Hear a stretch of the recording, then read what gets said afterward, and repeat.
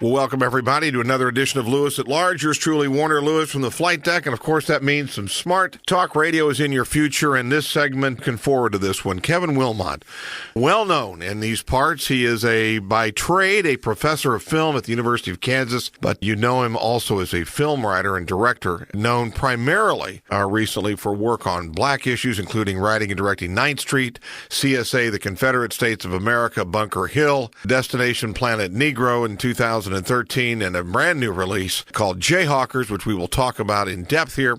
I grew up in Junction City, got a BA in drama from Marymount College, also received a master's in dramatic writing from New York University, et cetera, et cetera. Poor introduction, but we're underway. Kevin, how are you, my friend? Introduction, that was pretty good. Well, I know one day you're going to say the phrase, "I'd like to thank all the little people I crushed along the way." Well, I don't hold my breath on those things, but I'm honored to say that. Well, let's do this. I think a lot of people in this area are relatively familiar with some of your work, but let's do a little bit better setup. You grew up in Junction City. Let's talk about, if you talk to the band Kansas, and they say half the reason they got good at music was to get out of Topeka. Was film always in your future, or tell us about that? Well, yeah. I mean, I as a kid, went to the movies, nonstop really, and I think always wanted to be a filmmaker in some kind of way.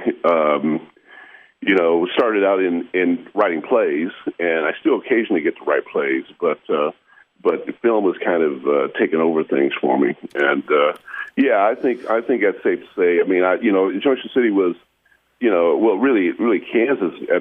When I was growing up, there wasn't much film anything around here, and so that's really kind of why I went to NYU to get the training. When you were, did you feel that you wanted it to be behind the camera or in front of it? If you had your druthers early on.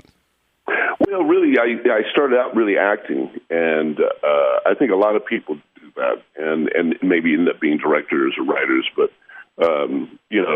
it's a good place to start, I think, in many ways, because when you've learned acting on some level, at least you can really connect with the actors a lot better, I think, and you kind of understand the process, and and then when you're writing, it helps a great deal too. And so I always tell my students get involved in all aspects of it if you can, because that's really the best training.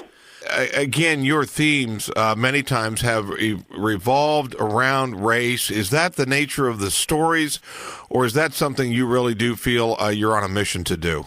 Well, it's kind of it's more, I think, as a kid, I was always really interested in history, and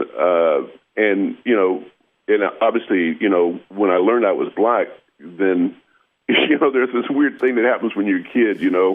I always tell the story that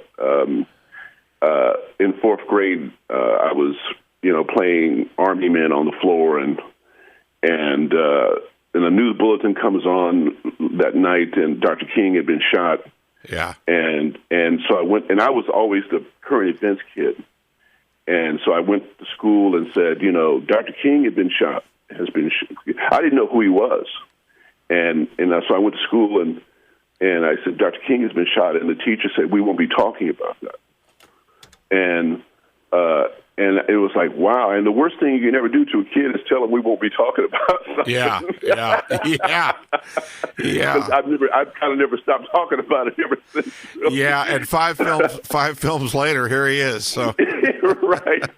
So I think that was a little bit of the culprit, but I think history just makes a really good story. There's you get into the research on a good story that is involved in history in some kind of way, and it's kind of you don't believe it actually happened, and so the history is always stranger than fiction kind of thing, and certainly that was the case with Jayhawkers. What about, you kind of have to ask this, when we have had, quote, famous actors and actresses on this, one of the questions I usually ask them is, do you like the stage, television, or film better? Do you have a preference? Have you thought about writing anything at all for the stage, or is this all, would you rather have a more controlled environment like film? Well, the stage is really great because you get that immediate response, and you can feel when you have the audience in a dramatic moment, and obviously you get to hear those laughs when you're making them laugh, and it's a really great feeling. I mean, the feeling thing of it is, I think what most people like about theater. The tough thing economically is it's just hard to, the old joke is, you can make a killing in theater, but you can't make a living. And it's either you make a lot of money or you don't make any money is kind of the rule. Yeah. And so, that's kind of what, I mean, it takes a lot to kind of stop. That's why you see movie stars on Broadway now, because, you have to, it used to be, that there were, theater actors. I mean, people that primarily did theater, and they were very famous in New York for just being theater actors. And you would see, playwrights on the Johnny Carson show, and you knew them as just playwrights. I mean, they didn't really do movies really, but they were primarily playwrights. And I think that's kind of changed. I don't think, now they're kind of pulling in movie stars to Broadway because they need movie stars to really kind of sell the product. Hey, if you just joined us, yours truly, Warner Lewis from the flight deck of Lewis at Large Radio, talking to Kevin Wilmott. Well known in this area, he's a professor of film at KU. He's also a film writer and director. Numerous films, including CSA, the Confederate States of America, Bunker Hill, Destination Planet Negro. Most recent release is going to be Jayhawkers, which is a fascinating work in and of itself. Hey, Kevin, before we dive into Jayhawkers, I do want to, if you look at the history of your work, there is a blending, and you mentioned that how the tremendous story that history tells us. There is history in these works. There is some fiction. There's some interpretive stuff. Again, by design, do you prefer to weave it that way versus telling in a pure documentary form things were, and versus pure fiction? Tell us about that. Well, that's a great question. I think that like something like CSA, for instance, which I get to kind of do a little bit of all those things you just described. It's a lot of fun when you can find a story that you can do that with. I mean, most history-based stories have to be altered, anyway, just to tell the story, really. But what I always try to do is you try to be as loyal as you can be to the real history. And you change it, where the drama requires it to be changed. But I find it very enjoyable to be able to, use the dramatic kind of things of when you give a great actor speech or these dramatic moments that, you don't really get to do in a documentary. I mean, some stories are really meant to be documentaries, and they don't even translate as well to the big screen. I mean, there's so many details in a documentary that a great documentary usually, to me, it's the details of those things, and that makes it special. And so, when you translate that, when you really kind of adapt that into a drama or for the film or whatever, a lot of those details have to go away. Well, let's talk about, and again, where we use the back half of the show to dive in depth into Jayhawkers, but just the concept of filmmaking. Let's take away. Let's focus now on you as an independent filmmaker. money's is issues, locations are issue. You don't have the big backing of big Hollywood studios. Tell us what it's like these days for the professional filmmaker, though, that one that is not funded and one that each movie I know has got numerous challenges. That must be. How far in advance, for example, do you plan a film? If Jayhawkers, for example, it's been in the makings for a while, I know. Tell us a little history about that. Well, yeah, for me, I think for each filmmaker it's a little bit different, but I think we share most of the obstacles in common. You start out, wanting to make the film usually in a year. At least that's the way it always starts out for me. It's like, I'll make this movie next summer is the idea, and then 10 years later, you're still trying to make that movie. The challenge, of course, is money, and the concept is that if you don't have money, you have time, and so I've often made films over a certain period of time. I mean, and known that from the very beginning. That, like, say for instance, Destination Planet Negro. I would say to myself, well, I'm gonna make that film over a year, and so you go in saying you write it that way so that you can write it in kind of stops and starts, and that's a tough way to make a film, but when you pull it off, it's really it gives you a great feeling of success. I mean, that certain films are not going to be able to be made any other way, and so there's a reality thing that you have to come to terms with. It's like, well, I could make Destination that way, but I couldn't make Jayhawkers that way. And so, each film kind of has its own set of challenges that, and then when you write them, when you write the script, it's really about, embracing those challenges and finding a way to, make it economically real that you can pull this off and making it feasible. So that's all that is in the process of kind of, creating it and then producing it and trying to make it come into reality. Again, we're with Kevin Wilmott here, and we're talking about filmmaking, independent filmmaking, and now to focus specifically on a new work called Jayhawkers, which tells the story of a group of unlikely allies who modernized college sports and changed the Lawrence area during the civil rights movement that would transform the entire American society. Obviously, it features KU athletics, but let's let you, who better to tell the story, give us a little bit more background about the film and just give us a little setup here. Well, I think I really got the idea for Jayhawkers when Wilt Chamberlain passed away. I didn't get a chance.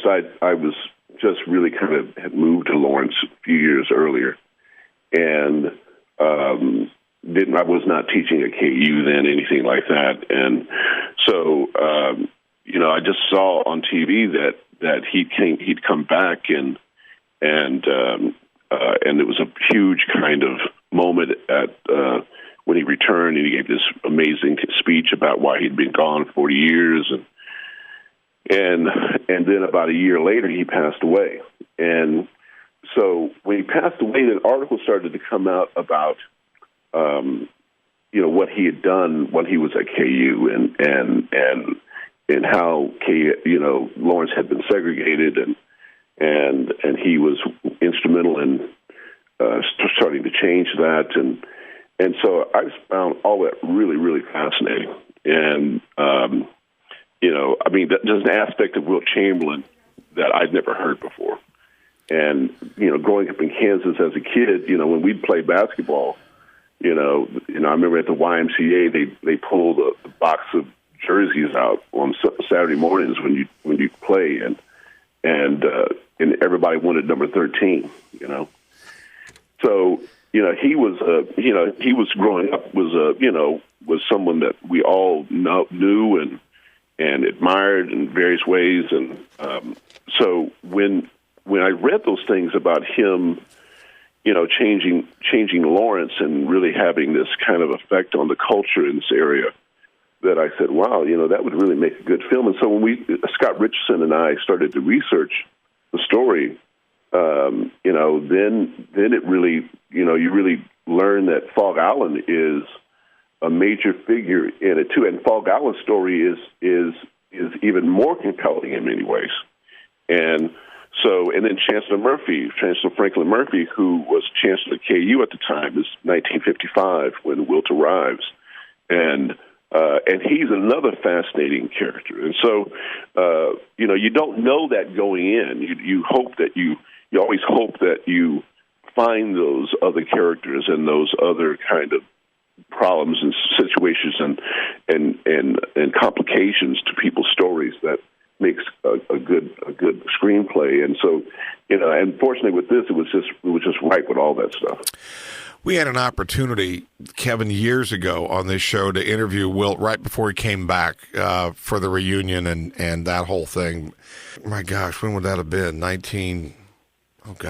Whenever it was, 96 maybe, somewhere. I think so, around there, 94, 96. Somewhere right in there. And the interview was a long one. He was sort of ready to talk, so to speak, after a long, long absence. He was an intense guy, smart guy, strong feelings, obviously, and I'm sure you discovered all that as well. And sure.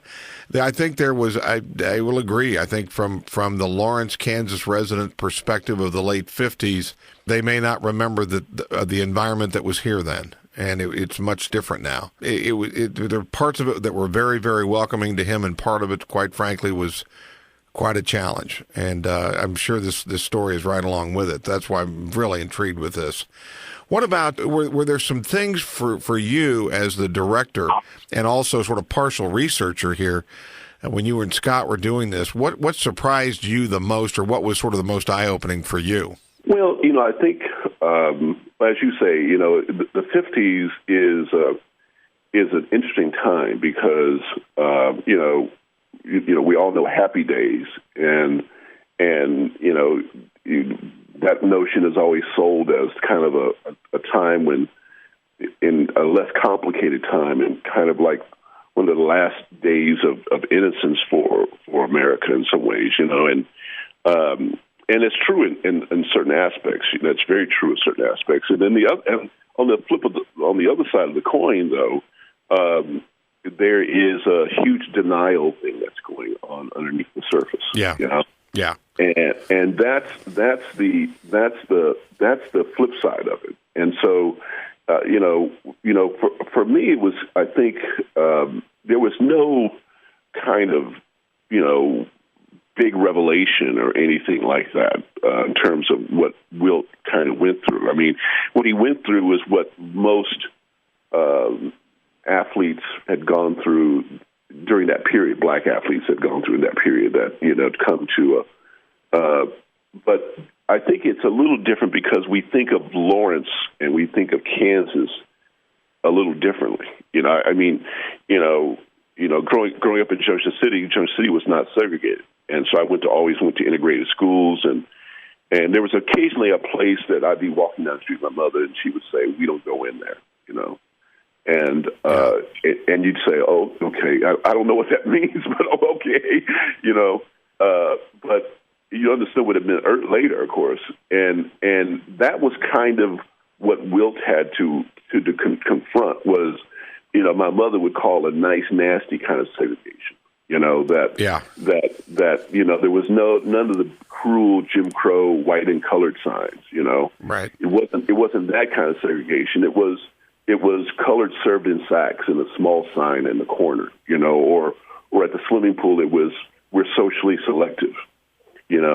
And so Kansas segregation was just as segregated, but did it in a lot more polite manner, and so I think that's one of the reasons why we don't remember it as well.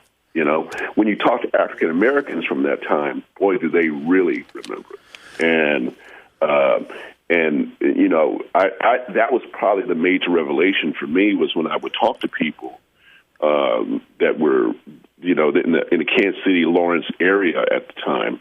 A lot of bitter feelings people still have today, and so that was kind of a surprise to me. And again, if you just joined us, yours truly, Warner Lewis from the flight deck of Lewis at Large Radio, talking to Kevin Wilmott about the new film Jayhawkers. And when you talk, the irony of 16,000 people in the field house cheering wildly for athletes, and then sort of out on the street, sometimes it's a much different story. Yeah, I think that's right, and I think and that took a while for things to change. I mean, in athlete coming typically from a big city quite often, and they come to Kansas, and I saw this at Marymount. My roommate was a guy from the Bronx who played basketball, at Marymount, and those memories of what I saw there really helped me to understand, what Wilt probably endured on a whole other level. In the 50s, it was like, it's not just race that's an issue, but culture. You come from the big city, and there's nothing. I mean, big cities are alive all night long, and there's no place to go. At 10 o'clock. Quite often, and when during that period, and there's no nightclubs, and there's no hangout places, and all of those things, and that was, I think, a big revelation for Wilt as well. And of course, he went over to Kansas City, and he hung out on 18th and Vine. And in the film, he hangs out with Nathan Davis, who was really the first person I spoke to about Wilt's time here. And Nathan Davis is a kind of a famous jazz musician, who was with KU with Wilt. And at that time, you couldn't. The KU music department didn't consider jazz music, so he was forbidden to play jazz in school. And that's kind of another example, I think, of the segregation of things. And so anyway, him and Wilt, and they all go to 18th Vine over to the Blue Room, and they hang out over there. And so it really allowed me to kind of explore another world of jazz and all of that I think really makes the film interesting. So Jayhawkers, to encapsulate, and it's not fair to completely encapsulate a film, but it's in essence it's a timepiece, just loosely 55 to 60, and exploring sort of in essence the culture and things that were happening not only at the University of Kansas but in sort of northeast Kansas, Kansas City, and those things that were sort of circling around and within Wilt Chamberlain's life. Is that and of course the other big element is Fog Allen, because Fog Allen's story at during that time is really compelling as well, and it would be I would be kind of selling the wrong story if I didn't say that Fog Allen really is the main character in the movie, and the movie starts out with a young Fog Allen playing for Dr. Naismith at KU, and he he's playing and they're playing Missouri, and Dr. Naismith is the only coach at KU with a losing record. Yep. And Dr. Naismith doesn't believe that you can coach basketball, and so Fogg is really frustrated. He's trying to get Naismith and Fog Allen went around and round about the issue of coaching, and Fog Allen just didn't believe. He thought this was a nice little game he had kind of created to give the boys some exercise during the winter, and just didn't see it. I mean, he didn't see the significance of the game. He didn't think it was going to be that the game was going to be that big of a deal. And Fog Allen says that it's not until the Olympics in 1938, I believe it is, that Fog Allen that Naismith gets that that he's done something really significant, and he goes, Dr. Allen set it up for Dr. Naismith to go to Germany to hand out the Olympic medals there, and that's when he says that Naismith got it. Well, our guest has been Kevin Wilmott. We're running out of time here, unfortunately. The brand new work is called Jayhawkers, premieres February 14th at the Lead Center. There will also be performances that entire weekend. Kevin, first of all, after the Lead Center performances that weekend, Valentine's weekend, what happens after that? Well, we kind of go on the road for a while, and so, we really want to encourage people to take advantage of the Valentine's Day weekend to see the film. There's 8 screenings at the Lead Center. They can get tickets at the Lead Center box office because it'll be a while before it comes back around. We've got to go to film festivals and different things, and we've got other screenings set up on the East Coast. So I really want to encourage people to take advantage of seeing it now. How can people find out more about your work and also the film itself? Well, most of my films are on Netflix, and so you can get most of my movies there. And we every year we try to work toward making a new feature film. So just always kind of be looking for us, as they say. Well, I really appreciate your time. Thanks for the work that you've done in the past. Looking forward to seeing Jayhawkers, and would love to have you back on again. Thanks, Warner. Appreciate it, brother. You bet. We will be back with more right after this.